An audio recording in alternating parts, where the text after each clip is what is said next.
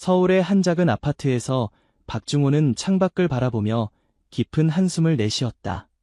서울의 밤하늘은 어둡고 고요했으나 그의 마음속은 소용돌이치는 감정으로 가득했다. 78세의 나이에도 그는 여전히 매일 아침 6시에 일어나 규칙적인 생활을 유지했다. 오랜 습관은 쉽게 사라지지 않았다. 박중호의 아파트는 깔끔하게 정돈되어 있었지만 어딘가 생기가 없었다. 벽에 걸린 가족 사진들은 오래전 추억을 담고 있었고 그 속에는 웃고 있는 새 아이와 이제는 존재하지 않는 가족의 모습이 담겨 있었다. 이혼 후 홀로 세 자녀를 키우며 살아온 그의 인생은 결코 쉽지 않았다. 아버지, 약은 챙겨 드시고 계세요. 한 달에 한 번 걸려오는 장남 민석의 전화가 그나마 그의 일상의 작은 위안이 되었다. 하지만 그마저도 의무적인 안부 인사처럼 느껴질 때가 많았다.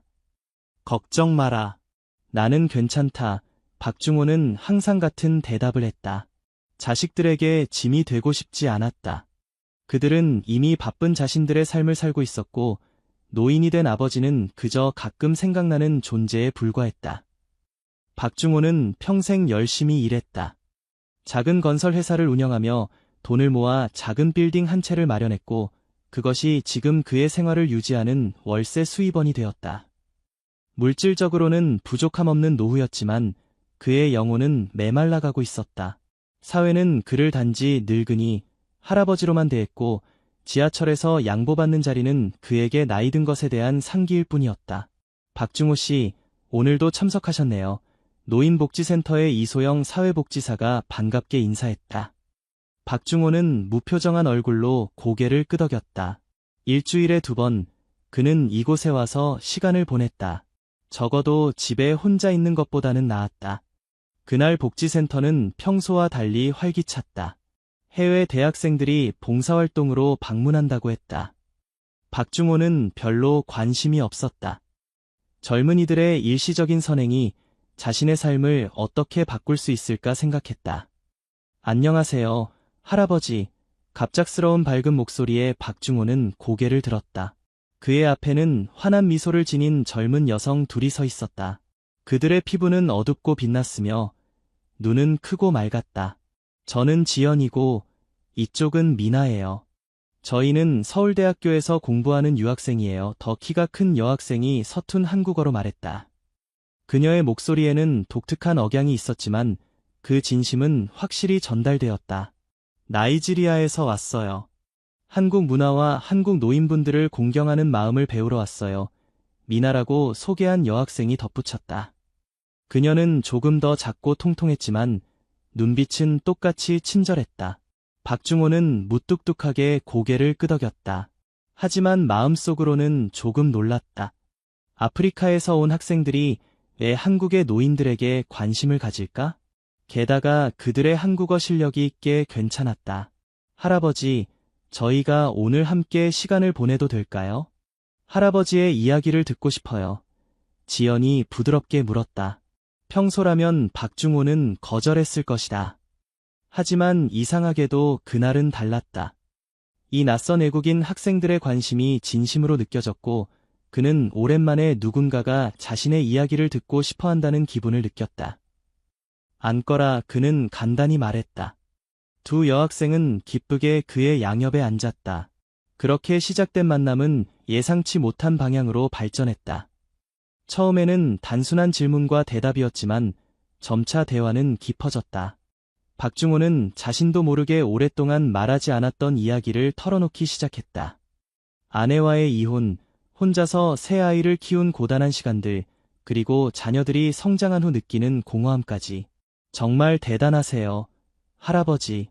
새 아이를 혼자 키우셨다니. 미나가 감탄했다. 우리 아버지도 비슷한 경험이 있어요. 하지만 우리 문화에서는 남자가 아이를 혼자 키우는 것이 매우 어려워요. 지연이 덧붙였다. 박중호는 처음으로 미소 지었다. 젊은 시절 세탁기가 없어 손빨래를 하며 아이들 옷을 세탁했던 기억, 요리를 배워가며 서툴게 아이들 밥을 차려줬던 날들, 그 모든 것이 쉽지 않았지만 지금 생각하면 가장 소중한 시간이었다. 할아버지는 정말 강한 분이시네요. 그리고 카리스마 있으세요. 미나가 수줍게 말했다. 박중호는 놀랐다. 누가 78세 노인에게 카리스마라는 말을 하겠는가? 그는 작은 웃음을 터뜨렸다. 오랜만에 나온 웃음이었다. 그날 이후 지연과 미나는 정기적으로 복지센터에 찾아왔고 특히 박중호를 찾았다.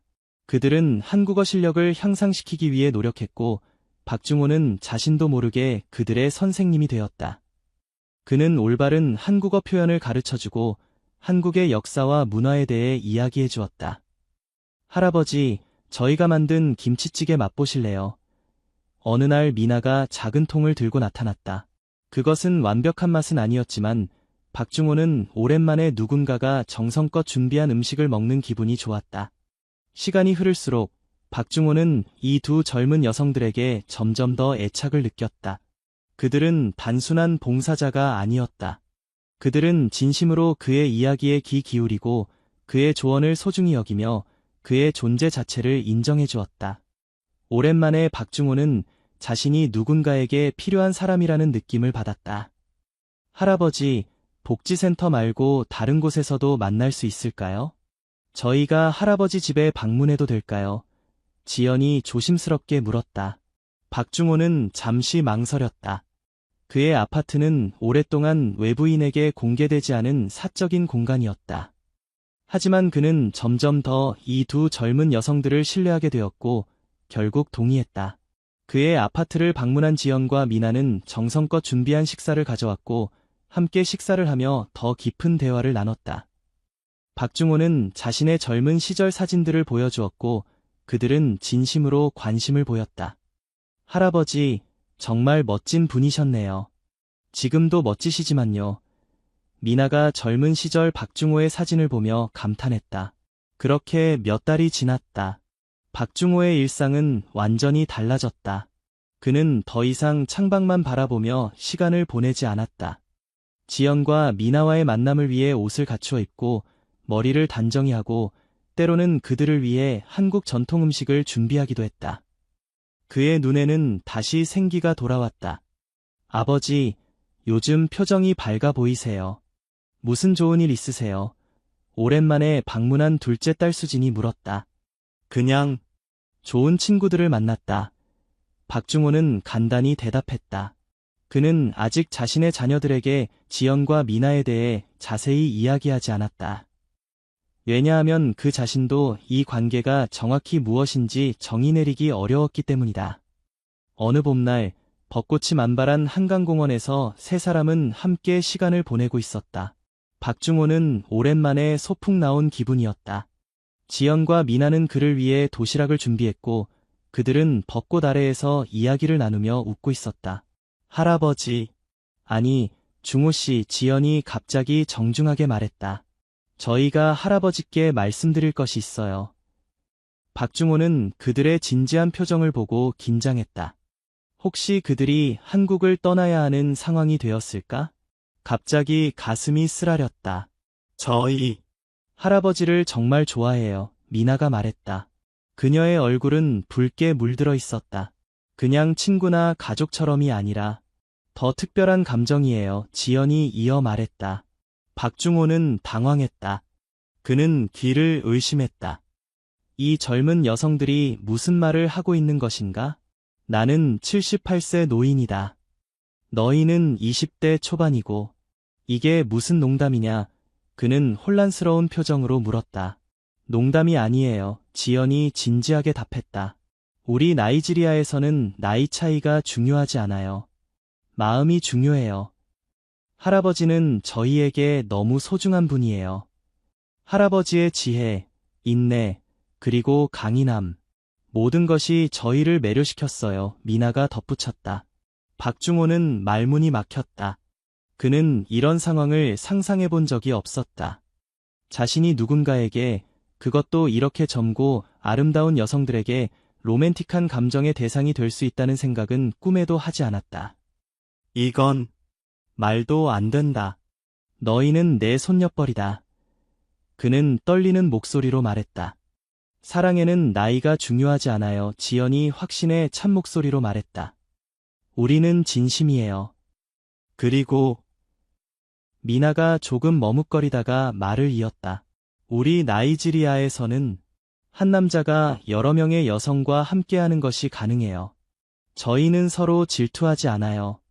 저희는 이미 이야기했고 함께 할아버지를 사랑하기로 했어요. 박중호는 충격을 받았다. 이것은 그가 알고 있는 모든 사회적 규범과 도덕적 기준을 넘어서는 이야기였다. 그는 자리에서 일어나 떨리는 다리로 몇 걸음 걸었다. 머릿속은 혼란스러웠다. 시간이 필요하시다면 기다릴게요. 지연이 조용히 말했다. 하지만 저희의 마음은 진심이에요. 그날 이후 박중호는 깊은 생각에 빠졌다. 그는 며칠 동안 지연과 미나의 연락을 받지 않았다. 그는 이 상황이 현실인지 아니면 외로운 노인의 망상인지 확신할 수 없었다. 아버지, 요즘 왜 그러세요? 어디 아프세요? 전화로 걱정하는 장남의 목소리가 들렸지만 박중호는 간단히 대답하고 전화를 끊었다. 그는 이 복잡한 감정을 어떻게 설명해야 할지 알 수 없었다. 일주일 후 박중호는 결심했다. 그는 지연과 미나에게 연락해 만남을 요청했다. 그들은 즉시 응했다. 내가 너희에게 할 말이 있다. 그는 진지한 표정으로 말했다. 나는 너희의 제안에 대해 많이 생각했다. 솔직히 말하면 처음에는 믿기 어려웠고 혼란스러웠다. 지연과 미나는 긴장한 표정으로 그의 말을 기다렸다. 하지만 내가 지난 몇 달 동안 너희와 함께한 시간은 내 인생에서 가장 행복한 시간이었다. 너희는 나에게 새로운 삶의 의미를 주었다. 그는 잠시 숨을 고르고 계속했다. 내가 이런 감정을 가질 자격이 있는지 모르겠다. 하지만 나도 너희를 생각하면 가슴이 따뜻해진다. 그것이 사랑인지는 확신할 수 없지만 미나의 눈에 눈물이 고였다. 지연은 조심스럽게 박중호의 손을 잡았다. 그런데 현실적인 문제가 있다. 한국에서는 이런 관계가 불가능하다. 사회적으로, 법적으로. 우리는 방법을 알고 있어요. 지연이 말했다. 할아버지가 저희와 함께 나이지리아로 오시면 돼요. 그곳에서는 우리가 진정한 가족이 될 수 있어요. 박중호는 놀랐다. 나이지리아로? 그는 한국을 떠나 본 적이 없었다. 그는 이곳에 자신의 모든 것이 있었다. 자녀들, 집, 추억들. 너무 갑작스러운 제안이다. 그는 머뭇거리며 말했다. 천천히 생각해보세요. 미나가 부드럽게 말했다. 저희는 할아버지를 기다릴 수 있어요. 하지만 저희는 진심이에요. 저희는 할아버지와 함께 새로운 삶을 시작하고 싶어요. 그날 밤 박중호는 잠을 이루지 못했다. 그는 창밖의 서울 야경을 바라보며 자신의 인생을 돌아보았다. 그는 항상 규칙과 의무에 따라 살아왔다. 자녀들을 위해, 사회의 기대에 부응하기 위해 자신의 욕망과 감정을 억눌러왔다.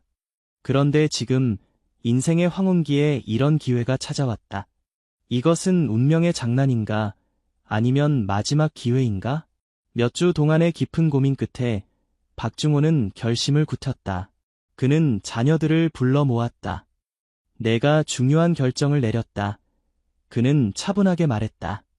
나는 나이지리아로 떠나기로 했다. 네. 나이지리아요. 장남 민석이 믿을 수 없다는 표정으로 물었다. 갑자기 왜요? 아버지, 무슨 일이 있으신 거예요? 수진이 걱정스럽게 물었다. 박중호는 깊게 숨을 들이마시고 지난 몇 달 동안 있었던 일을 모두 이야기했다.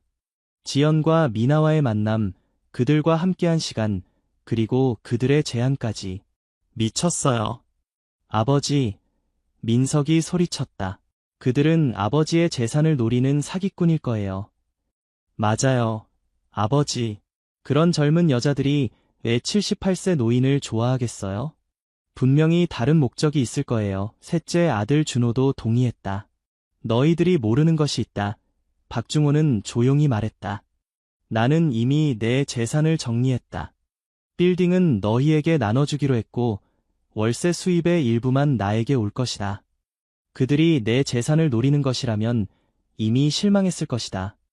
자녀들은 놀랐다.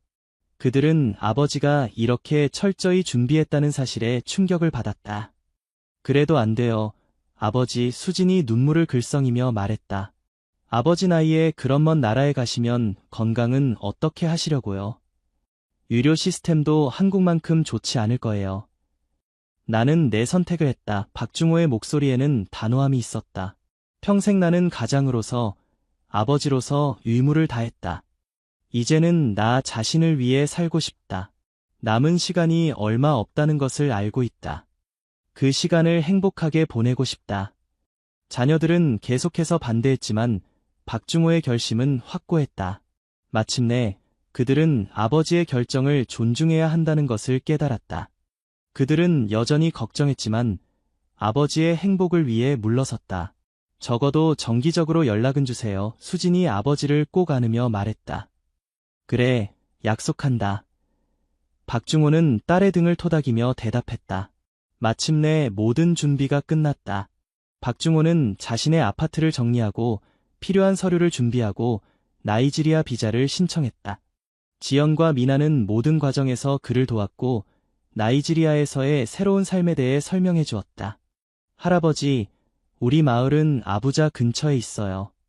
수도에서 그리 멀지 않아 현대적인 시설도 이용할 수 있어요. 지연이 지도를 보여주며 설명했다. 저희 가족들이 할아버지를 기다리고 있어요. 모두 할아버지에 대해 들었고 만나고 싶어 해요. 미나가 기쁘게 말했다. 출발 전날 밤, 박중호는 마지막으로 서울의 야경을 바라보았다. 78년의 인생 대부분을 이 도시에서 보냈다. 이곳에는 그의 기쁨과 슬픔, 성공과 실패, 모든 추억이 담겨 있었다. 그는 이 도시를 떠나는 것이 아쉬웠지만 동시에 새로운 삶에 대한 기대로 가슴이 뛰었다. 내일이면 모든 것이 달라질 것이다. 그는 작은 목소리로 중얼거렸다.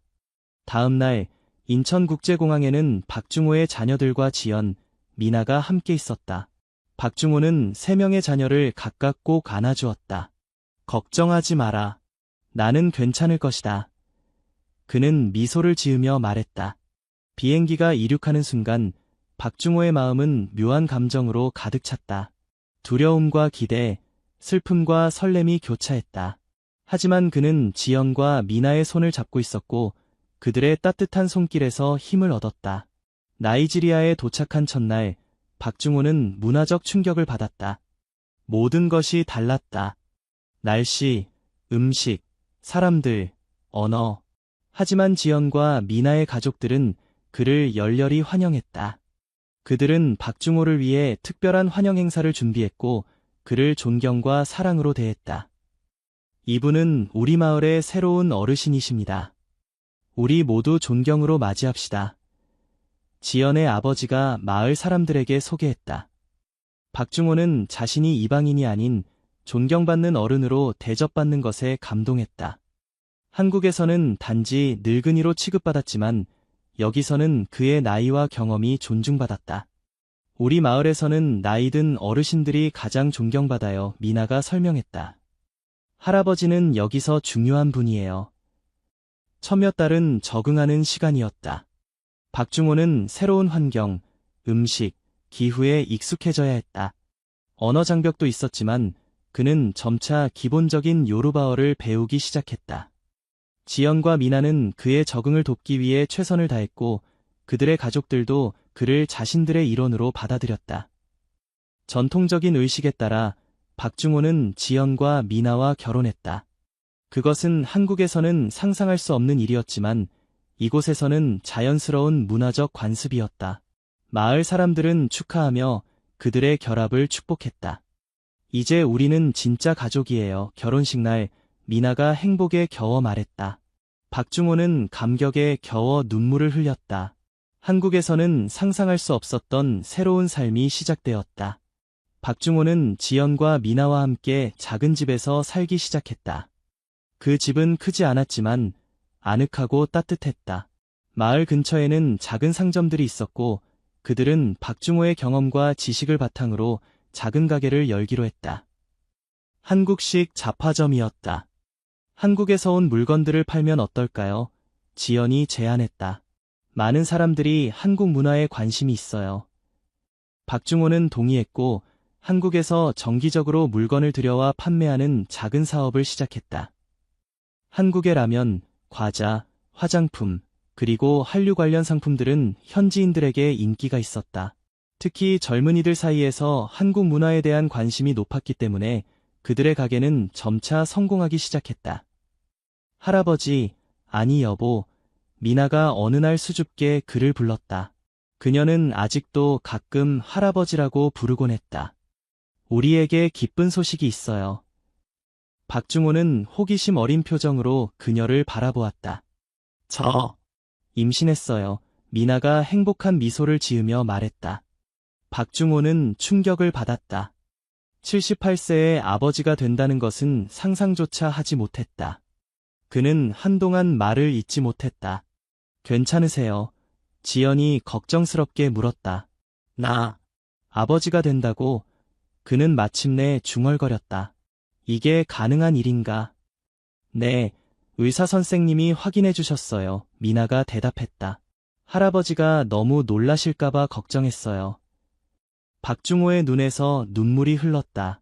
그것은 두려움의 눈물이 아니라 감격의 눈물이었다. 그는 이미 3명의 자녀를 키웠지만 이번에는 완전히 다른 감정이었다.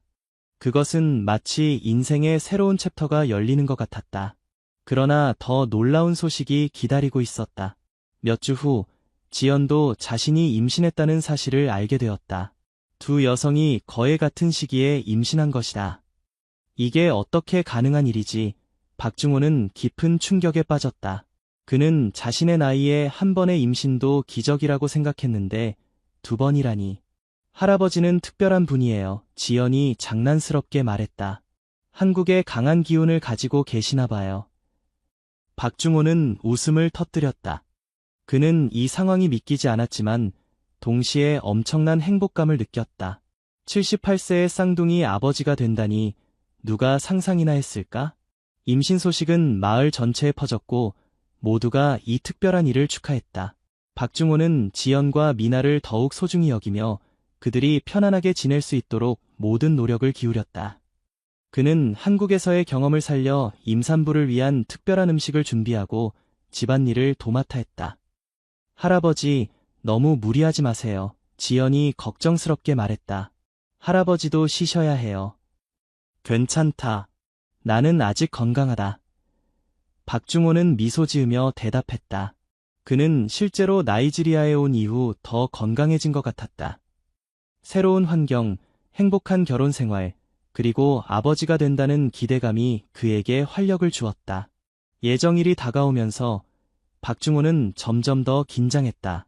그는 한국의 자녀들에게 이 소식을 전하기로 결심했다.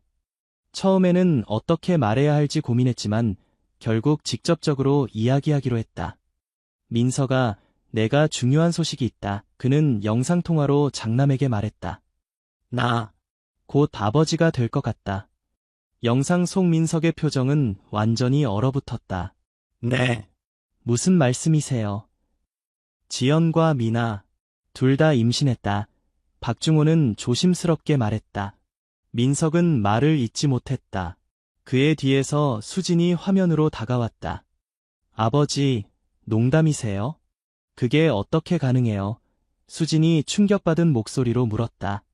나도 처음에는 믿기 어려웠다. 하지만 의사가 확인해줬어. 박중호는 차분하게 대답했다. 한국의 자녀들은 이 소식을 받아들이기 어려워했다. 그들은 아버지가 속았거나 아니면 다른 이유가 있을 거라고 생각했다. 하지만 시간이 지나고 임신이 계속 진행되면서 그들은 점차 현실을 받아들이기 시작했다. 아버지, 정말 행복하세요? 어느 날 수진이 조심스럽게 물었다. 그래, 내 인생에서 가장 행복한 시간이다. 박중호는 진심으로 대답했다. 마침내 출산의 날이 왔다. 미나가 먼저 출산했고 건강한 남자아이를 낳았다. 박중호는 아들을 팔에 안고 눈물을 흘렸다. 정우라고 이름 지었어요. 미나가 피곤하지만 행복한 얼굴로 말했다. 한국 이름이에요. 며칠 후 지연도 출산했다. 그녀는 예쁜 여자아이를 낳았다. 미래라고 부를게요. 지연이 말했다. 우리의 미래를 상징하는 이름이에요. 박중호는 두 아이를 번갈아 안으며 이루 말할 수 없는 행복을 느꼈다. 78세의 새로운 아버지가 되는 것은 기적과도 같았다. 그는 자신이 이 아이들의 성장을 오래 지켜볼 수 없을 것이라는 것을 알았지만 그들과 함께할 수 있는 시간을 최대한 소중히 여기기로 했다. 내가 할 수 있는 한 최선을 다해 너희를 사랑하고 보살피마. 그는 두 아이에게 속삭였다. 새로 태어난 아이들의 소식은 한국의 자녀들에게도 전해졌다. 처음에는 그들도 받아들이기 어려워했지만 점차 아버지의 새로운 가족을 인정하기 시작했다. 아버지, 저희가 나이지리아에 방문해도 될까요? 어느 날 수진이 제안했다. 새로운 동생들을 만나고 싶어요. 박중호는 기뻤다. 그는 자신의 모든 자녀들이 서로 만나고 알게 되길 바랐다. 물론이지. 언제든지 환영한다. 그는 미소 지으며 대답했다. 시간은 빠르게 흘러갔다. 정우와 미래는 건강하게 자라났고 박중호는 그들을 위해 한국어를 가르치고 한국 문화에 대해 이야기해 주었다. 그는 아이들에게 자신의 지혜와 경험을 전하기 위해 노력했다. 아빠, 한국은 어떤 곳이에요? 3살이 된 미래가 어느 날 물었다. 한국은 아름다운 나라란다. 사계절이 뚜렷하고 산과 바다가 있지. 박중호는 딸의 머리를 쓰다듬으며 대답했다. 언젠가 너희를 데려가서 보여주마. 박중호의 한국 자녀들은 마침내 나이지리아를 방문했다. 처음에는 어색했지만 그들은 점차 아버지의 새로운 가족과 친해지기 시작했다. 특히 정우와 미래는 그들의 한국 형제자매들에게 즉시 마음을 열었다. 삼촌, 정우가 민석에게 달려가 안겼다. 민석은 잠시 당황했지만 곧 미소를 지으며 그를 안아주었다. 아버지, 정말 대단하세요. 수진이 말했다. 이렇게 행복한 가정을 이루시다니. 박중호는 모든 자녀들이 함께 있는 모습을 보며 감격했다. 그의 인생은 예상치 못한 방향으로 흘러갔지만 그는 이보다 더 행복할 수 없었다. 그러나 시간이 지나면서 박중호의 건강은 서서히 악화되기 시작했다. 82세가 되었을 때 그는 심장 문제로 병원에 입원해야 했다. 지연과 미나는 밤낮으로 그를 돌보았고 정우와 미래는 아버지의 회복을 위해 매일 기도했다. 여보, 잘 회복하셔야 해요. 지연이 병상에 누운 박중호의 손을 잡으며 말했다. 우리에게는 아직 할 일이 많아요. 박중호는 미소를 지었다. 그는 자신의 상태가 심각하다는 것을 알았지만 두려움은 없었다. 그는 마지막 4년간 그 어느 때보다도 행복하게 살았다. 내 인생은 충분히 행복했다. 그는 조용히 말했다. 너희와 함께한 시간은 내 인생에서 가장 소중한 선물이었어. 한국의 자녀들은 아버지의 상태를 듣고 즉시 나이지리아로 달려왔다. 그들은 이제 아버지의 새로운 가족을 완전히 받아들였고 함께 그를 돌보았다. 아버지, 한국으로 돌아가시는 건 어떠세요? 그곳이 의료시설이 더 좋아요. 민석이 제안했다. 하지만 박중호는 고개를 저었다. 나는 여기 있고 싶다. 내 가족 곁에서. 그의 상태는 좋아졌다, 나빠졌다를 반복했다. 하지만 그는 항상 미소를 잃지 않았다. 특히 정우와 미래가 곁에 있을 때는 더욱 그랬다. 아빠, 빨리 나와서 우리랑 놀아줘요. 미래가 눈물을 글썽이며 말했다. 그래, 내 공주. 아빠가 노력할게. 박중호는 약한 목소리로 대답했다. 어느 평화로운 저녁, 박중호는 모든 가족이 지켜보는 가운데 조용히 숨을 거두었다. 그의 얼굴에는 평온한 미소가 머물러 있었다. 그는 83세였고 마지막 5년을 진정한 행복 속에서 살았다. 장례식은 나이지리아 전통과 한국 전통이 혼합된 형태로 치러졌다. 마을 사람들은 모두 모여 박중호의 삶을 기렸고 그가 마을에 가져온 변화와 기쁨에 감사를 표했다. 아버지는 진정으로 용기 있는 분이셨어요. 수진이 장례식에서 말했다. 우리가 이해하지 못했을 때도 아버지는 자신의 행복을 위해 모든 것을 걸었어요. 그리고 그 결정이 옳았다는 것을 우리에게 보여주셨어요. 지연과 미나는 슬픔에 잠겼지만 동시에 박중호와 함께한 시간에 감사했다. 그들은 정우와 미래에게 아버지의 이야기를 계속해서 들려주기로 약속했다. 너희 아버지는 대단한 분이셨어. 미나가 아이들에게 말했다. 그분은 사랑을 위해 모든 것을 버리고 새로운 삶을 시작하셨어. 그것이 진정한 용기야. 정우와 미래는 비록 어렸지만 아버지의 사랑을 기억했다. 그들은 아버지가 들려준 한국 이야기, 가르쳐준 한국어, 그리고 무엇보다 아버지의 따뜻한 품을 잊지 않았다. 박중호의 유산은 두 세계를 연결하는 다리가 되었다. 그의 한국 자녀들은 정기적으로 나이지리아를 방문하기 시작했고, 지연과 미나도 아이들을 데리고 한국을 방문했다. 정우와 미래는 한국어와 요르바어를 모두 유창하게 구사하며 두 문화 사이에서 자랐다. 할아버지가 보시면 정말 자랑스러워 하실 거예요. 수진이 10살이 된 정우와 미래를 바라보며 말했다. 박중호의 이야기는 마을에서 전설이 되었다. 사람들은 그가 어떻게 78세의 나이에 새로운 삶을 시작했는지, 어떻게 두 여성과 사랑에 빠졌는지, 그리고 어떻게 83세의 두 아이의 아버지로서 행복하게 삶을 마감했는지 이야기했다. 그의 이야기는 나이는 단지 숫자에 불과하며 진정한 행복은 관습과 편견을 뛰어넘는 용기에서 온다는 것을 보여주었다. 지연과 미나는 박중호의 한국 자녀들과 함께 그가 남긴 가게를 계속 운영했다. 그 가게는 점점 더 큰 성공을 거두었고 박씨 한국 잡화점이라는 이름으로 여러 지점을 열게 되었다. 그것은 한국과 나이지리아의 문화적 교류의 상징이 되었다. 정우와 미래가 자라면서 그들은 아버지의 이야기를 더 깊이 이해하게 되었다. 그들은 두 문화 사이에서 자라난 경험을 바탕으로 문화적 다양성과 이해를 증진시키는 일에 관심을 갖게 되었다. 아빠는 경계를 넘는 용기를 가지셨어요. 대학생이 된 미래가 자신의 에세이에 썼다. 그분은 우리에게 진정한 행복은 때로는 모험을 필요로 한다는 것을 가르쳐 주셨어요. 박중호의 삶과 선택은 많은 사람들에게 영감을 주었다. 그는 나이가 들어도 새로운 시작이 가능하다는 것, 사랑에는 나이와 문화적 경계가 없다는 것, 그리고 무엇보다 자신의 행복을 위해 용기를 내는 것의 중요성을 보여주었다. 마을 중앙에는 작은 공원이 조성되었고 그곳에는 박중호의 동상이 세워졌다. 동상 아래에는 그의 말이 새겨져 있었다. 세상이 이해하지 못하더라도 자신의 행복을 위한 용기를 가져라. 인생은 짧고 진정한 행복은 소중하다. 그의 이야기는 끝났지만 그가 남긴 사랑과 용기의 유산은 계속해서 살아있었다. 한국의 노인에서 나이지리아의 사랑받는 아버지로 박중호의 놀라운 여정은 많은 이들에게 인생의 새로운 가능성을 보여주는 이정표가 되었다. 아버지는 옳았어요. 어느 날 밤 수진이 지연과 미나에게 말했다.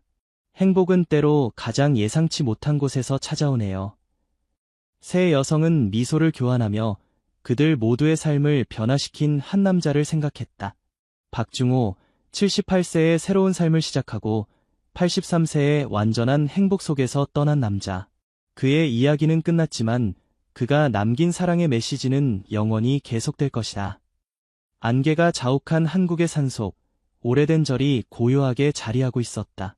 봄비가 부드럽게 기와지붕을 두드리는 소리만이 고요한 새벽을 깨우는 이곳은 여러 전설과 비밀을 품고 있는 천년 고찰 구룡사였다. 절의 가장 높은 곳에 위치한 작은 암자에는 90세의 혜원 스님이 거처하고 있었다. 그녀의 주름진 얼굴은 오랜 세월의 지혜와 슬픔을 동시에 담고 있었다. 혜원 스님은 이 절에서 70년을 보냈다.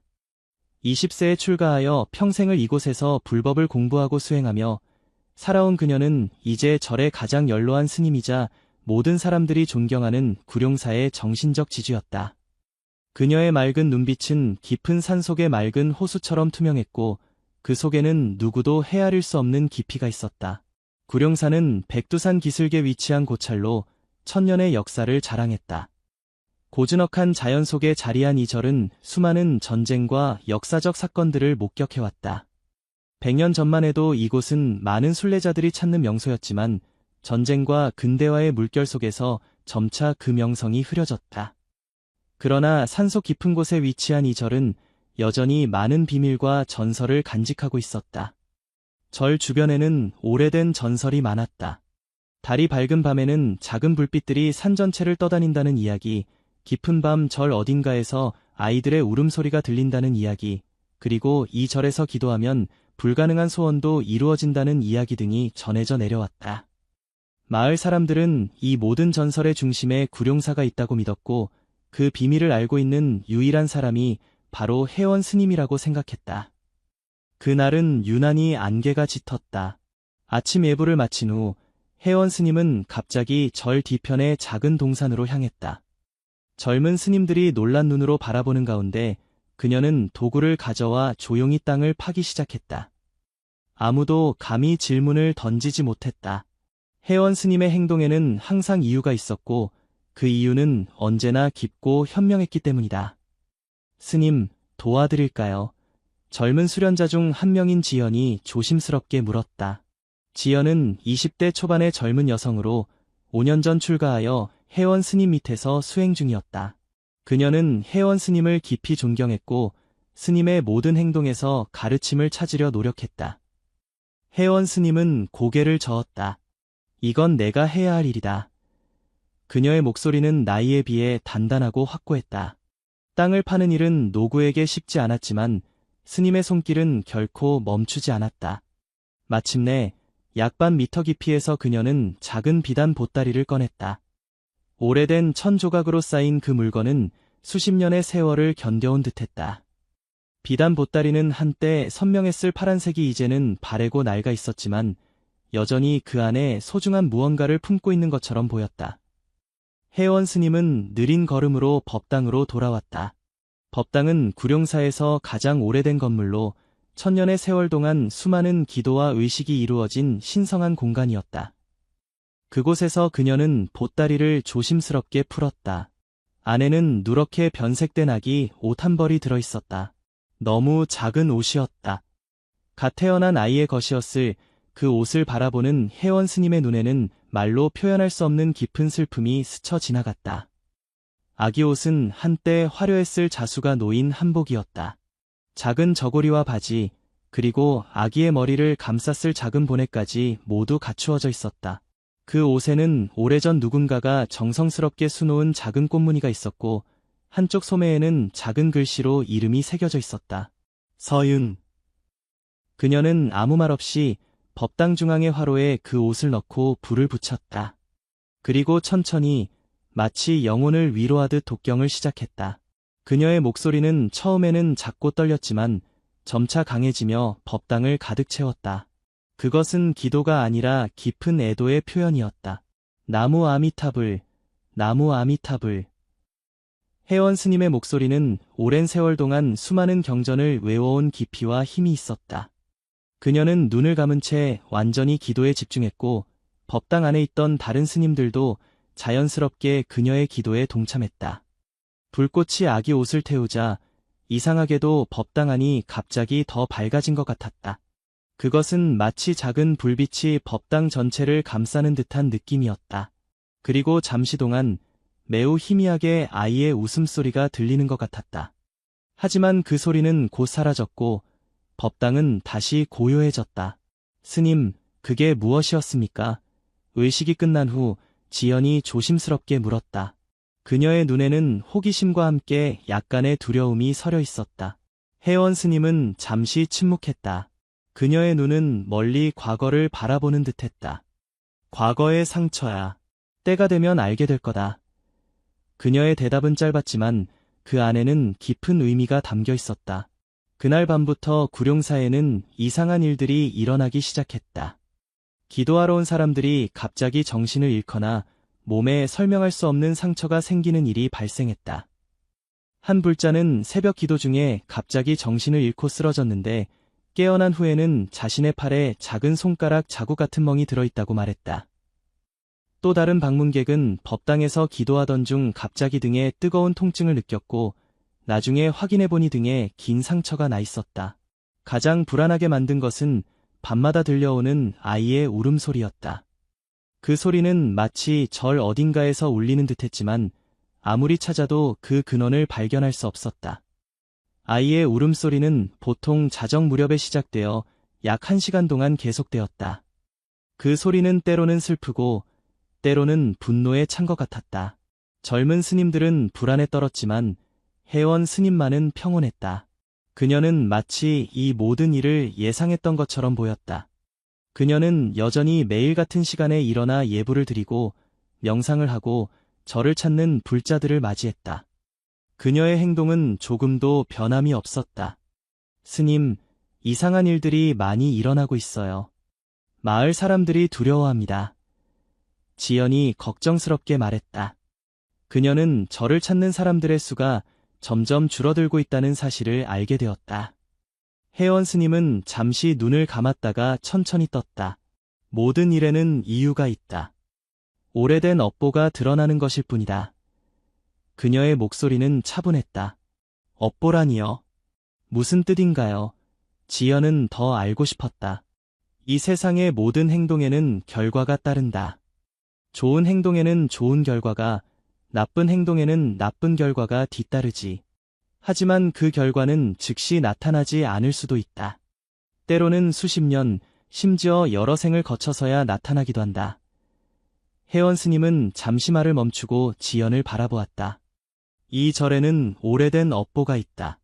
그리고 그 업보가 이제 드러나고 있는 것이다. 지연은 더 물어보고 싶었지만 혜원 스님의 표정이 더 이상의 질문을 받아들일 준비가 되어 있지 않다는 것을 알 수 있었다. 그래서 그녀는 고개를 숙이고 물러났다. 그러던 어느 날 밤 폭풍우가 산을 뒤흔드는 가운데 한 남자가 절을 찾아왔다. 그는 비에 흠뻑 젖은 채 법당 문을 두드렸다. 문을 연 지연은 그 남자의 얼굴에 깊은 상처와 두려움이 서려 있음을 발견했다. 남자는 30대 중반으로 보였고 키가 크고 단단한 체격이었다. 그의 얼굴 한쪽에는 긴 흉터가 있었고 그의 눈은 마치 오랫동안 도망쳐온 사람처럼 불안하게 주위를 살폈다. 그의 옷은 찢어지고 더러웠으며 손에는 상처가 가득했다. 제발 도와주세요. 저를 숨겨주세요. 남자의 목소리는 절박했다. 그는 주변을 계속해서 살펴보며 마치 누군가가 쫓아오는 것처럼 불안해했다. 지연은 혜원 스님에게 이 상황을 알렸다. 놀랍게도 혜원 스님은 조금의 망설임도 없이 그를 절에 받아들였다. 그를 작은 암자에 머물게 하라. 음식과 옷을 제공하고 그가 원할 때까지 그곳에 있을 수 있게 해라. 혜원 스님의 목소리는 단호했다. 하지만 스님, 그는 위험해 보입니다. 그의 눈에는 지연은 말을 잇지 못했다. 모든 사람에게는 구원받을 기회가 있다. 그가 왜 여기에 왔는지 생각해보렴. 혜원 스님은 지연의 어깨를 가볍게 두드렸다. 두려워하지 마라. 부처님의 가르침은 모든 중생을 평등하게 대하는 것이다. 그가 과거에 무엇을 했든 지금 그는 도움이 필요한 사람일 뿐이다. 지연은 스님의 가르침을 따랐지만 그녀의 마음속에는 여전히 불안함이 남아있었다. 그녀는 그 남자를 작은 암자로 안내했다. 암자는 절에서 조금 떨어진 곳에 위치해 있었고 한 사람이 머물기에 충분한 크기였다. 이곳에서 쉬세요. 곧 음식과 깨끗한 옷을 가져다 드리겠습니다. 지연은 공손하게 말했다. 남자는 고개를 숙여 감사의 뜻을 표했다. 정말 고맙습니다. 제 목숨을 구해주셨습니다. 그 남자의 이름은 강도원이었다. 그는 말이 적고 불안한 기운을 풍겼다. 그의 등장으로 절의 분위기는 더욱 무거워졌다. 밤에 들리는 아이의 울음소리는 더 커졌고 기이한 일들은 더 자주 발생했다. 방문객들 중 일부는 자신들이 꿈에서 아이들의 모습을 보았다고 말했고 몇몇은 법당에서 기도하던 중 차가운 손이 자신의 어깨를 만지는 것을 느꼈다고 말했다. 하지만 혜원 스님은 여전히 평온함을 유지했다. 그녀는 매일 아침 예불을 드리고 절을 찾는 불자들에게 가르침을 전했다. 그녀는 이상한 일들에 대해서는 언급하지 않았지만 더 열심히 기도하고 명상하는 모습을 보였다. 어느 날 도원은 혜원 스님에게 자신이 죄를 지었다고 고백했다. 그는 사람을 다치게 했고 경찰을 피해 도망 중이었다. 스님, 왜 저 같은 사람을 이곳에 머물게 하십니까? 저는 용서받을 수 없는 죄를 지었습니다. 도원의 목소리는 떨렸다. 혜원 스님은 잠시 그를 바라보았다. 그녀의 눈에는 판단이 아닌 깊은 이해와 자비가 담겨 있었다.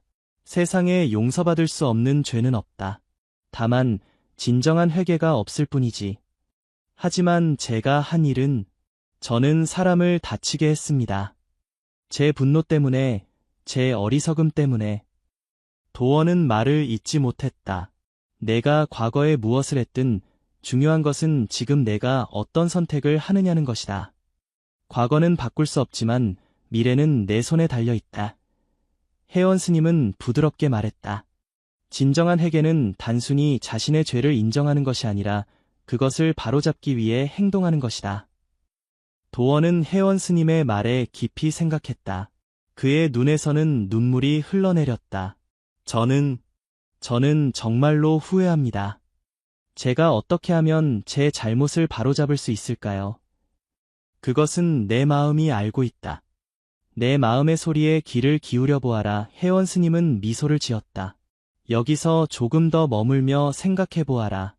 내가 올바른 결정을 내릴 것이라고 믿는다. 그날 이후 도원은 조금씩 변하기 시작했다. 그는 더 이상 불안하게 주위를 살피지 않았고 절의 일상적인 일에 참여하기 시작했다. 그는 마당을 쓸고 나무를 심고 스님들의 식사 준비를 도왔다. 그의 얼굴은 점차 평온해졌고 그의 눈에서는 이전의 두려움 대신 조금씩 평화가 깃들기 시작했다.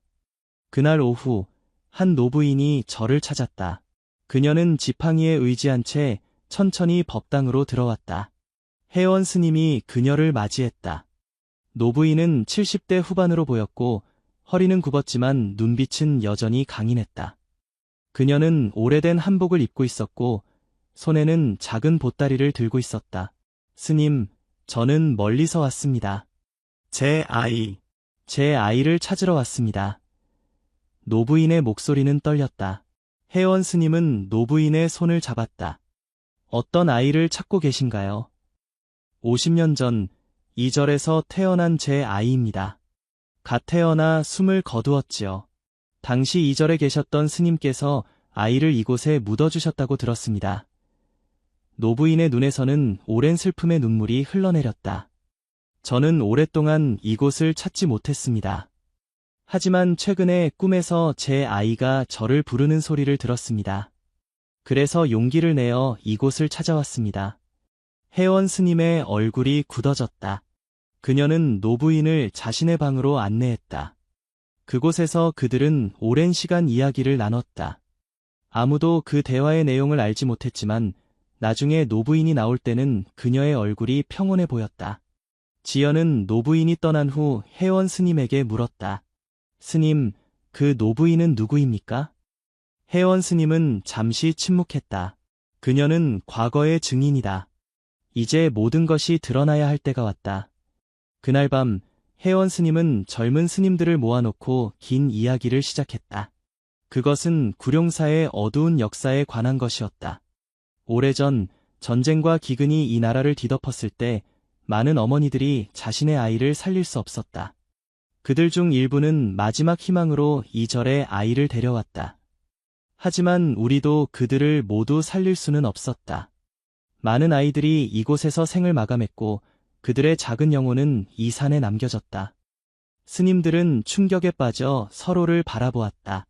그들 중 아무도 이런 이야기를 들어본 적이 없었다. 그 아이들은 제대로 된 애도와 의식 없이 묻혔다.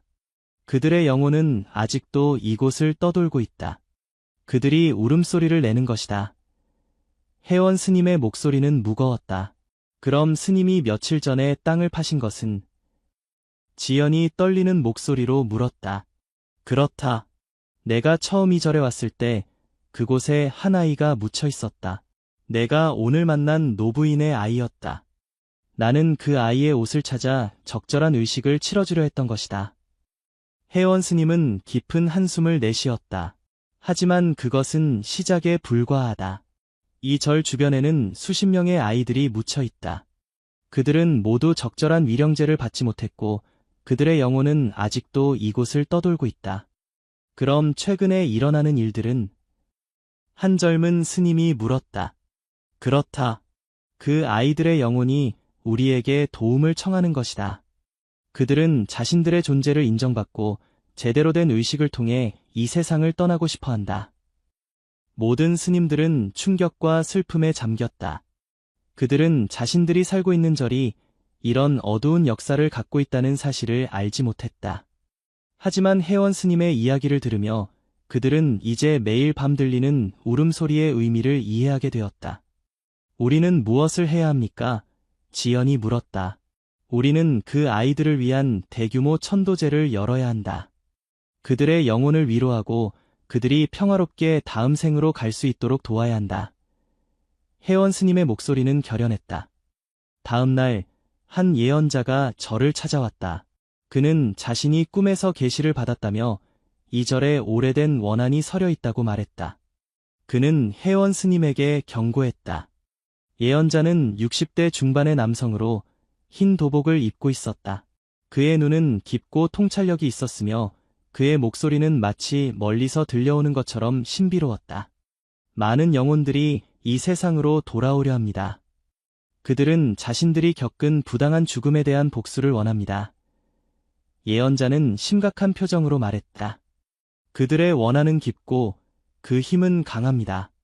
이 절과 이곳을 찾는 모든 사람들이 위험에 처할 수 있습니다. 그들이 원하는 것은 무엇입니까? 혜원 스님이 물었다. 그들은 인정받기를 원합니다. 그들이 이 세상에 존재했다는 사실, 그들의 죽음이 의미 없지 않았다는 사실을 인정받고 싶어 합니다. 예언자는 잠시 말을 멈추고 혜원 스님을 바라보았다. 그리고 그들은 당신을 원합니다.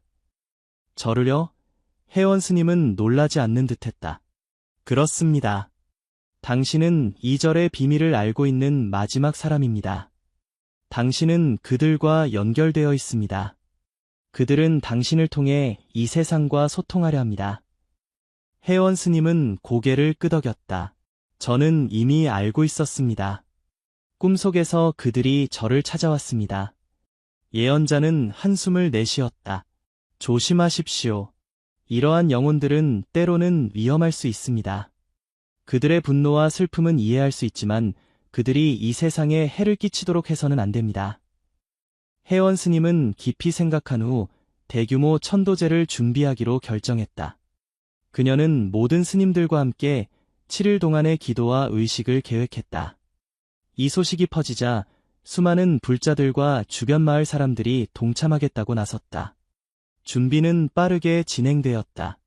젊은 스님들은 법당을 깨끗이 청소하고 향과 초를 준비했다. 마을 사람들은 음식과 필요한 물품을 기부했다. 천도제는 다음 보름달이 뜨는 날 시작될 예정이었다. 그 사이 강도원은 점점 더 불안해 보였다. 그는 혜원 스님에게 다가가 이곳을 떠나겠다고 말했다. 스님, 저는 더 이상 도망칠 수 없습니다. 제 죄를 인정하고 벌을 받아야 합니다. 혜원 스님은 고개를 끄덕였다. 맞다. 진정한 평화는 도망침으로써 얻을 수 없다. 하지만 천도제가 끝난 후에 가도록 하렴. 내가 이곳에 온 이유가 있을 것이다. 도원은 혜원 스님의 말에 고개를 숙였다. 알겠습니다. 천도제가 끝날 때까지 기다리겠습니다. 그동안 제가 도울 일이 있다면 말씀해 주십시오. 혜원 스님은 미소를 지었다. 그렇게 해주면 고맙겠구나. 우리는 모든 도움이 필요하다. 천도제 준비가 한창일 때 저를 찾는 사람들의 수가 늘어났다. 그들 중 대부분은 불자들이었지만 일부는 단순히 호기심에 이끌려온 사람들이었다. 이상하게도 천도제 준비가 시작된 이후로는 이상한 일들이 줄어들었다. 밤에 들리던 아이들의 울음소리도 줄어들었고 사람들이 정신을 잃거나 상처를 입는 일도 거의 없었다. 그러나 혜원 스님은 이것이 일시적인 현상일 뿐이라고 생각했다. 그녀는 영혼들이 천도제를 기다리고 있다고 믿었다. 천도제가 시작되기 전날 밤 혜원 스님은 홀로 절 뒤편의 숲으로 들어갔다. 달빛이 어둠을 밝히는 가운데 그녀는 작은 암자를 찾아갔다. 그곳은 오래전에 버려진 곳으로 아무도 찾지 않는 장소였다. 암자는 낡고 작았지만 여전히 그 구조는 온전했다. 한때는 누군가의 수행처였을 이곳은 이제 거미줄과 먼지로 가득했다. 혜원 스님은 조심스럽게 문을 열고 안으로 들어갔다. 암자 안에는 작은 불단이 있었고 그 앞에는 오래된 불상이 놓여 있었다. 불상은 때가 묻어 원래의 색을 알아보기 힘들었다. 혜원 스님은 작은 천으로 불상을 조심스럽게 닦기 시작했다. 오랜 시간 동안 홀로 계셨군요. 그녀는 부처님을 향해 부드럽게 말했다. 이제 당신의 자비로운 빛이 필요합니다. 불상을 닦은 후 혜원 스님은 작은 촛불을 켜고 향을 피웠다. 그녀는 불상 앞에 무릎을 꿇고 기도를 시작했다. 그녀의 목소리는 낮고 평온했다. 부처님, 이곳에 남겨진 영혼들을 위해 기도합니다. 그들이 평화롭게 다음 생을 맞이할 수 있도록 도와주소서. 그들의 고통과 슬픔을 덜어주소서. 그때 갑자기 혜원 스님은 자신의 뒤에서 이상한 기운을 느꼈다. 그녀는 천천히 뒤를 돌아보았다. 암자 입구에 거대한 뱀이 나타나 있었다. 그것은 보통의 뱀이 아니었다. 몸체는 검은색이었지만 머리에는 희미하게 빛나는 무늬가 있었다. 뱀은 혜원 스님을 향해 천천히 다가왔다. 혜원 스님은 움직이지 않았다. 그녀는 뱀을 두려워하는 대신 그것을 바라보며 기도를 계속했다. 뱀은 혜원 스님의 앞까지 와서 잠시 멈추었다. 그것의 눈은 마치 사람의 눈처럼 지혜롭고 깊었다. 당신은 어떤 메시지를 가져왔나요? 혜원 스님은 조용히 물었다. 뱀은 대답하지 않았다. 대신 그것은 갑자기 혜원 스님의 발목을 물었다. 날카로운 통증이 느껴졌지만 혜원 스님은 소리를 내지 않았다. 이것이 내 마지막 시험이구나. 그녀는 중얼거렸다. 뱀은 혜원 스님의 발목을 물고 난 후 천천히 암자를 빠져나갔다. 혜원 스님은 자신의 발목을 살펴보았다. 2개의 작은 구멍에서 피가 흘러나오고 있었고 주변 피부는 이미 붉게 부어오르기 시작했다. 혜원 스님은 천천히 일어섰다. 그녀는 상처를 간단히 처치한 후 다시 불상 앞에 앉았다. 통증이 점점 심해졌지만 그녀는 계속해서 기도했다. 이것이 내 업보라면 기꺼이 받아들이겠습니다. 하지만 먼저 이 아이들의 영혼을 평화롭게 해야 합니다. 그녀는 밤늦게까지 암자에 남아 기도를 계속했다. 그리고 새벽이 밝아올 무렵 그녀는 천천히 암자를 나와 절로 돌아갔다.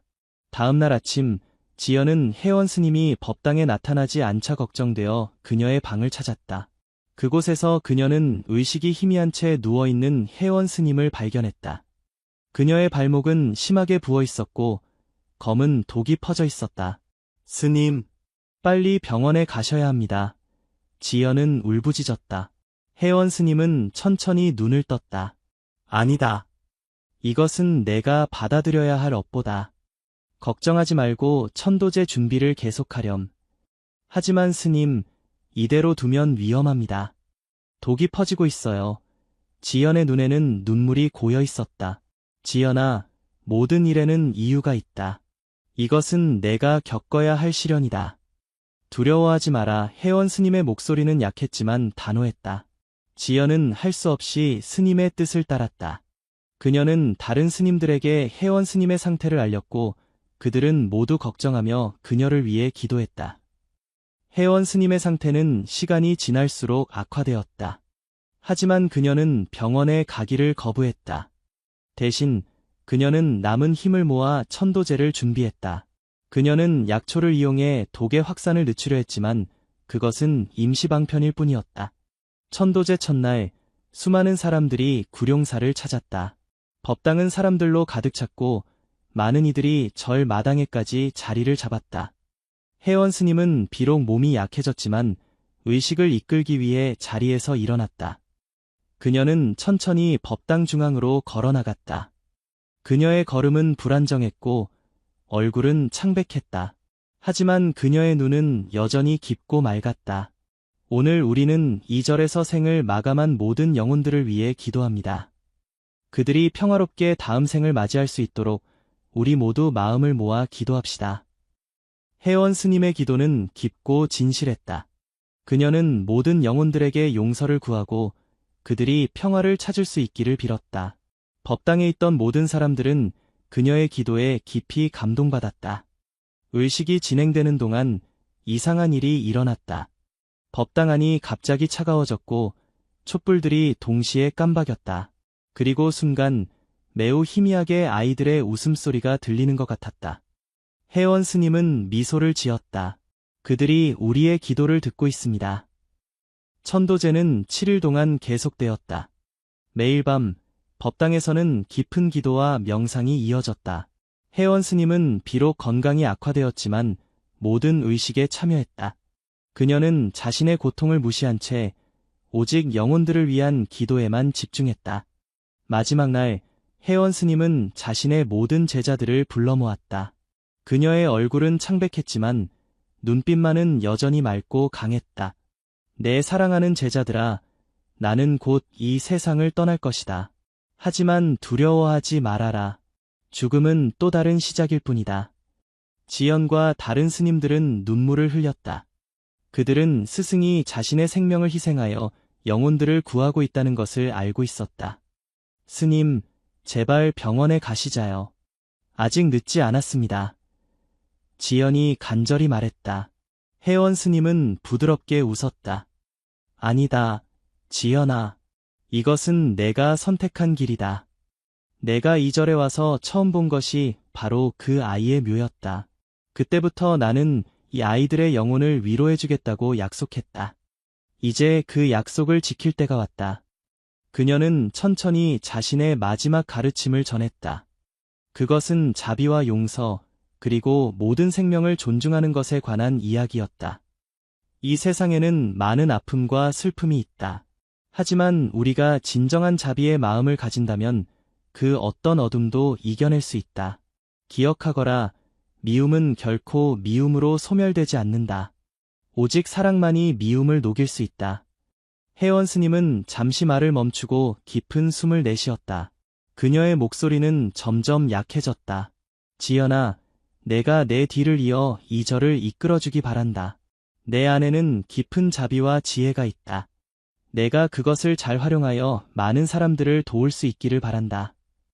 지연은 눈물을 흘리며 고개를 끄덕였다. 스님의 가르침을 절대 잊지 않겠습니다. 제가 스님의 뜻을 이어가겠습니다. 마지막 날 밤 천도제가 절정에 달했을 때 혜원 스님은 조용히 눈을 감았다. 그 순간 절 전체가 잠시 고요해졌고 이어서 부드러운 바람이 불었다. 그것은 마치 수많은 영혼들이 자유롭게 날아오르는 듯한 느낌을 주었다. 혜원 스님의 장례식은 소박하지만 존엄하게 치러졌다. 수많은 사람들이 그녀를 추모하기 위해 모였고 그들 모두는 그녀의 자비와 용기에 깊은 존경심을 표했다. 강도원은 의식이 끝난 후 자신이 지은 죄를 고백하고 경찰에 자수하기 위해 떠났다. 그의 눈에는 더 이상 두려움이 없었다. 그는 혜원 스님에게 깊은 감사를 표했다. 스님 덕분에 저는 진정한 용서와 회개의 의미를 깨달았습니다. 이제 제 잘못을 인정하고 그것을 바로잡기 위해 노력하겠습니다. 혜원 스님이 떠난 후 절에서는 더 이상 이상한 일들이 일어나지 않았다. 밤에 들리던 아이들의 울음소리도 사라졌고 사람들이 정신을 잃거나 상처를 입는 일도 없었다. 대신 절 주변의 나무들은 더욱 푸르게 자라기 시작했고 꽃들은 더 화려하게 피어났다. 마을 사람들은 혜원 스님이 자신의 목숨을 바쳐 오래된 원한을 풀어주었다고 믿게 되었다. 그녀의 희생으로 인해 수많은 영혼들이 평화를 찾았다는 이야기가 퍼졌다. 지연은 스승의 뒤를 이어 많은 이들을 돕기 시작했다. 그녀는 혜원 스님의 가르침을 마음에 새기고 그 뜻을 이어나갔다. 구룡산은 점차 평화와 치유의 장소로 알려지게 되었고 많은 사람들이 마음의 안식을 찾아 이곳을 찾았다. 어느 날 밤 지연은 꿈에서 혜원 스님을 만났다. 꿈속에서 스님은 미소를 지으며 말했다. 지연아, 두려워하지 말고 내 길을 가거라. 나는 언제나 여기 있을 것이다. 지연이 잠에서 깨어났을 때 그녀의 방에는 은은한 향기가 감돌고 있었다. 그것은 혜원 스님이 생전에 즐겨 사용하던 향의 냄새였다. 지연은 미소를 지었다. 스님은 여전히 이곳에 있었다. 그녀의 사랑과 자비는 구룡사의 모든 구석구석에 남아 모든 이들을 감싸고 있었다. 시간이 흐르고 계절이 바뀌었지만 구룡사의 평화는 계속되었다. 강도원은 자신의 죄에 대한 벌을 받은 후 다시 절을 찾아왔다. 그는 자신의 남은 삶을 다른 이들을 돕는 데 바치겠다고 맹세했다. 그의 눈에는 더 이상 어둠이 없었다. 제가 이곳에 처음 왔을 때 저는 두려움과 분노로 가득 찬 사람이었습니다. 도원은 지연에게 말했다. 하지만 혜원 스님은 저에게 용서와 자비의 의미를 가르쳐 주셨습니다. 이제 저는 그 가르침을 다른 이들에게 전하고 싶습니다. 지연은 미소를 지었다.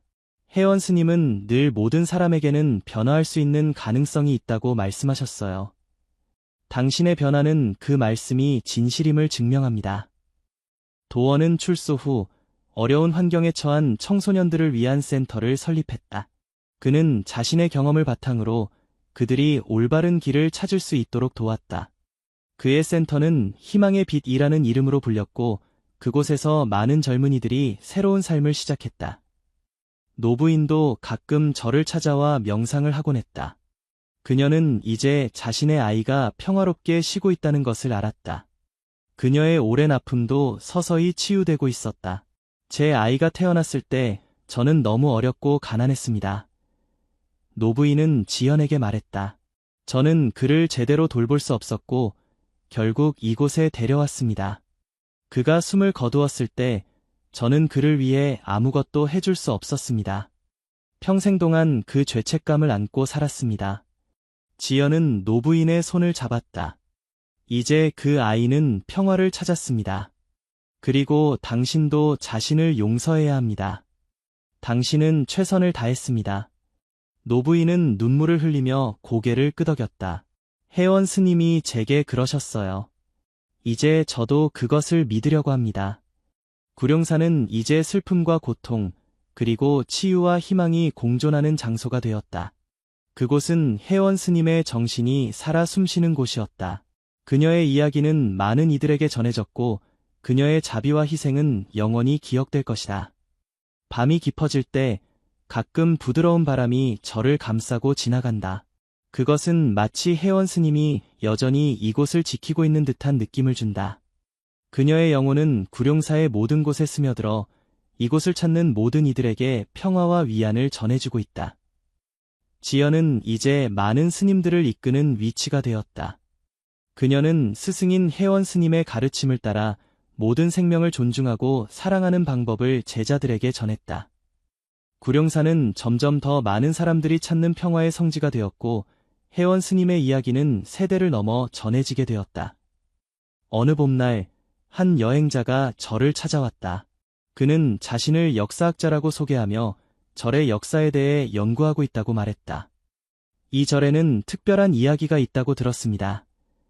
그는 지연에게 말했다. 특히 혜원 스님에 관한 이야기요. 지연은 미소를 지었다. 혜원 스님은 이 절의 영혼이셨습니다.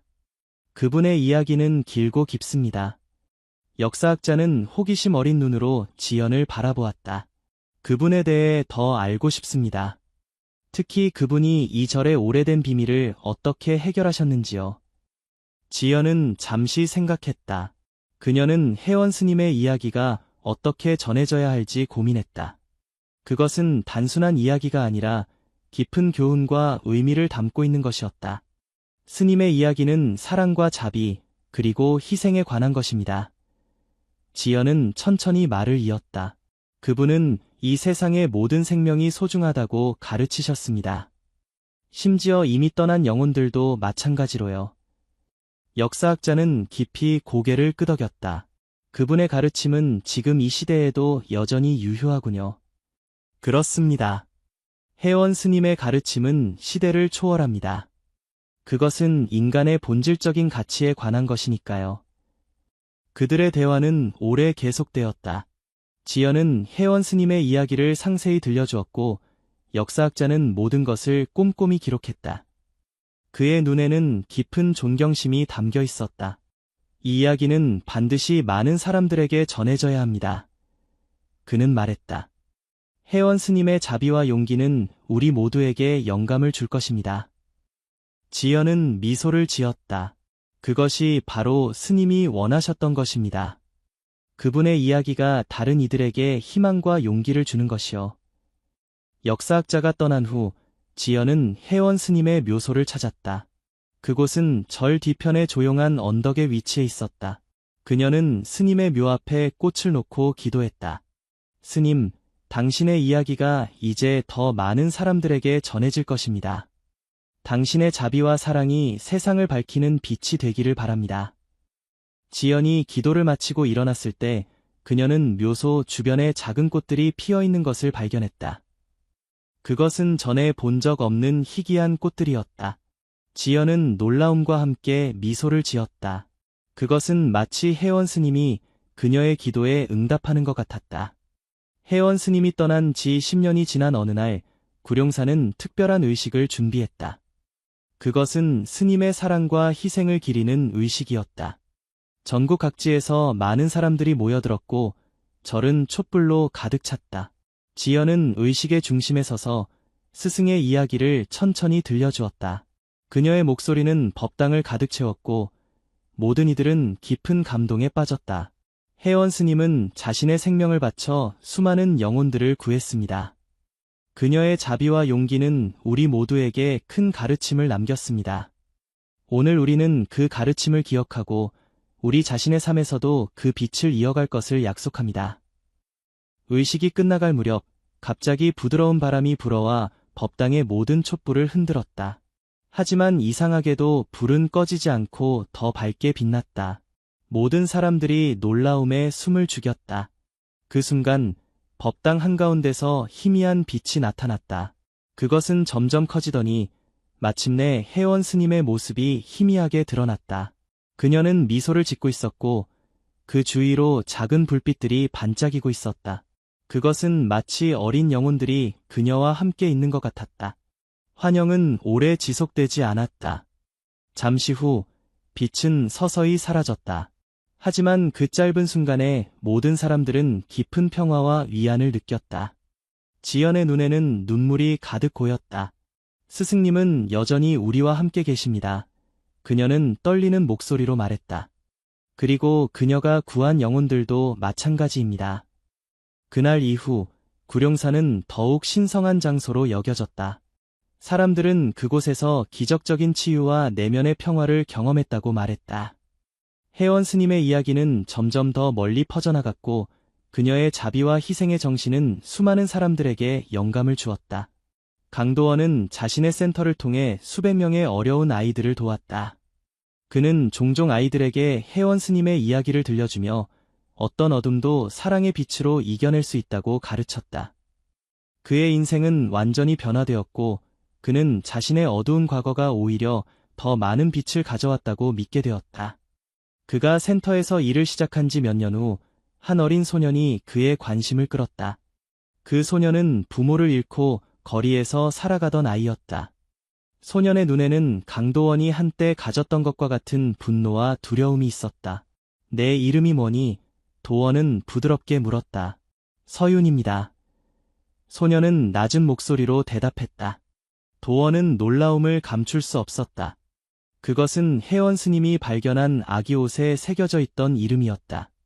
물론 그것은 우연의 일치일 수도 있었지만 도원은 그것이 어떤 의미가 있다고 믿었다. 서윤아, 널 도와주고 싶구나. 괜찮을까? 도원은 조심스럽게 물었다. 소녀는 잠시 망설이다가 고개를 끄덕였다. 그날부터 도원은 서윤에게 특별한 관심을 기울였다.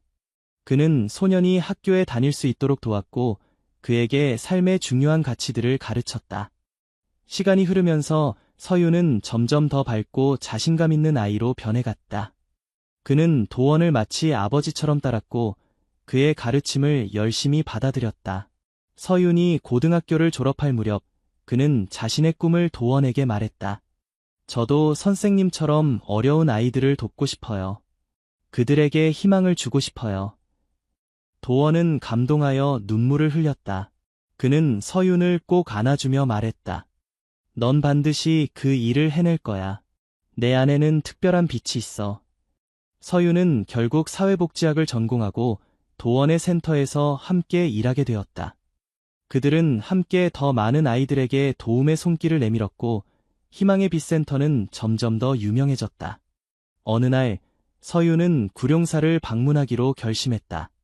그는 도원에게서 혜원 스님의 이야기를 들었고 그 절을 직접 보고 싶어 했다. 도원은 그와 함께 가기로 했다. 구룡사에 도착했을 때 그들은 지연을 만났다. 지연은 이제 노련한 스님이 되어 있었고 많은 제자들을 가르치고 있었다. 도원은 그녀에게 서윤을 소개했다. 이 아이의 이름이 서윤입니다. 제가 센터에서 만난 아이인데 혜원 스님이 발견한 그 옷에 새겨진 이름과 같더군요. 지연은 놀라움과 함께 서윤을 바라보았다. 그녀는 서윤의 얼굴에서 무언가 특별한 것을 느꼈다. 그것은 마치 오래된 영혼의 지혜 같은 것이었다. 혹시 혜원 스님의 묘소를 방문하고 싶니? 지연이 물었다. 서윤은 고개를 끄덕였다. 그들은 함께 스님의 묘소로 향했다. 묘소에 도착했을 때 서윤은 갑자기 멈춰섰다. 그의 눈에는 눈물이 고였다. 여기서 본 적이 있는 것 같아요. 그의 목소리는 떨렸다. 꿈에서, 아니, 기억에서. 도원과 지연은 놀라움을 감추지 못했다.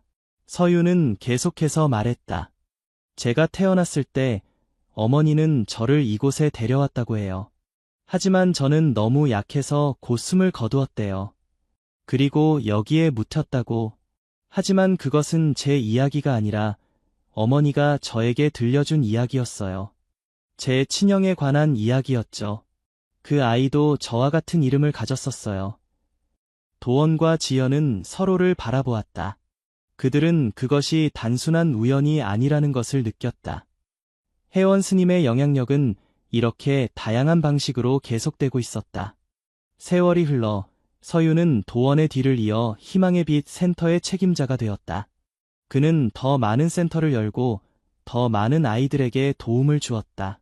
그의 이름은 사회복지 분야에서 널리 알려졌고 그의 노력은 수많은 사람들에게 희망을 주었다. 구룡사도 계속해서 발전했다. 지연이 이끄는 절은 이제 한국에서 가장 중요한 불교 수행처 중 하나가 되었다. 많은 사람들이 마음의 평화와 깨달음을 찾아 이곳을 방문했다. 그리고 그들 모두는 혜원 스님의 이야기를 듣게 되었다. 혜원 스님의 이야기는 세대를 넘어 전해졌고 그녀의 자비와 희생은 수많은 사람들에게 영감을 주었다. 그녀의 정신은 구룡사의 모든 구석구석에 살아있었고 그곳을 찾는 모든 이들에게 평화와 위안을 전해주고 있었다. 어느 겨울날 첫눈이 내리던 날 지연은 혜원 스님의 묘소 앞에 서 있었다. 그녀는 스승을 생각하며 조용히 기도했다. 그때 갑자기 그녀의 앞에 작은 소년이 나타났다. 그 소년은 미소를 지으며 그녀를 바라보았다. 당신은 누구니? 지연이 놀라서 물었다. 소년은 대답하지 않고 미소만 지었다. 그리고 순간 그는 사라져 버렸다. 지연은 그 자리에 서서 한동안 움직이지 못했다. 그녀는 방금 본 것이 환상인지 아닌지 확신할 수 없었다. 하지만 그녀의 마음속에는 이상한 평화와 따뜻함이 느껴졌다. 그날 밤 지연은 꿈에서 다시 혜원 스님을 만났다. 스님은 그 소년의 손을 잡고 있었다. 이 아이는 오래전에 이곳에서 생을 마감한 영혼 중 하나였다. 이제 그들은 모두 평화를 찾았단다. 내가 계속해서 이 절을 지키고 사람들을 돕는다면 그들의 영혼은 영원히 편안할 것이다. 지연은 꿈에서 깨어난 후 마음속에 강한 결의를 다졌다. 그녀는 혜원 스님의 유산을 지키고 그녀의 가르침을 계속해서 전할 것이다. 구룡사는 앞으로도 오랫동안 많은 사람들에게 희망과 치유를 주는 장소로 남을 것이다. 계절이 바뀌고 세월이 흘러도 혜원 스님의 정신은 구룡사에 계속 머물렀다. 때때로 달빛이 밝은 밤에는 법당 주변에서 작은 불빛들이 반짝이는 것을 볼 수 있다고 한다. 마을 사람들은 그것이 혜원 스님과 함께 평화를 찾은 영혼들이라고 믿는다. 구룡사는 이제 단순한 사찰을 넘어 영적인 치유와 내면의 평화를 찾는 이들의 성지가 되었다. 그곳에는 혜원 스님의 사랑과 자비가 여전히 살아 숨쉬고 있었고 그녀의 이야기는 많은 이들에게 용기와 희망을 주는 전설이 되었다. 한국의 깊은 산속 천년 고찰 구룡사에는 90세의 노스님이 살았다. 그녀는 한아기의 옷을 찾아 불태움으로써 오래된 비밀을 풀어냈고 그 과정에서 자신의 생명을 바쳤다. 하지만 그녀의 희생은 헛되지 않았다. 그녀의 자비와 용기는 수많은 영혼들을 구원했고, 그녀의 정신은 여전히 많은 이들에게 영감을 주고 있다. 이것이 혜원 스님의 이야기다. 사랑과 자비, 그리고 무조건적인 희생의 이야기. 그녀의 영혼은 여전히 구룡사를 지키고 있으며 그곳을 찾는 모든 이들에게 평화와 위안을 전해주고 있다. 어떤 이들은 깊은 밤, 절 주변에서 90세 노스님의 모습을 보았다고 한다. 그녀는 항상 미소를 짓고 있으며 그녀의 주위에는 작은 불빛들이 반짝인다고 한다.